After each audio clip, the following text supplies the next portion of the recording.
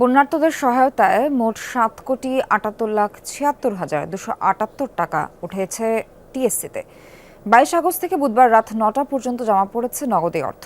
রাতে এক সংবাদ সম্মেলনে এই কথা জানান বৈষম্য বিরোধী ছাত্র আন্দোলনের সমন্বয়করা। তারা জানান, শুকনো খাবার কেনা এবং অন্যান্য খরচ বাবদ প্রায় ৭১ লাখ টাকা খরচ হয়েছে।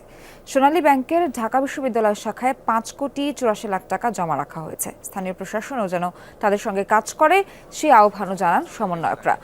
নিশ্চিত করেন ৪ জেলায় ভ্রাম্যমাণ মেডিকেল টিম কাজ করছে। তাছাড়া প্রতিদিন প্রায় ২০টি গ্রামে ত্রাণ পৌঁছানো সম্ভব হচ্ছে।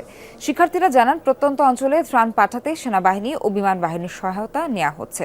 বৃহস্পতিবার ১ লাখ মানুষের জন্য গণরান্নার ব্যবস্থা করা হচ্ছে বলেও জানানো হয় সংবাদ সম্মেলনে। গত ২২/৮/২০২৪ সাল থেকে ২৮/৮/২০২৪ রাত ৯টা পর্যন্ত মোট সংগ্রহ ৭,৭,৭৬,২৭৮ টাকা। এই সকল খরচে আমাদের মোট ব্যয় ৭১,২০,৪৪৪ টাকা। সোনালী ব্যাংক শাখা ঢাকা বিশ্ববিদ্যালয়ে যে অর্থটি জমা দিয়েছি সেটি হচ্ছে ৫,৮৪,১৭,১৪৭ টাকা। আমাদের গণরান্না কর্মসূচির অংশ হিসেবে ১ লাখ মানুষের জন্য এক বেলা খাবারের আমরা ব্যবস্থা করতে পারবো। আমরা সেই জন্য আগাচ্ছি।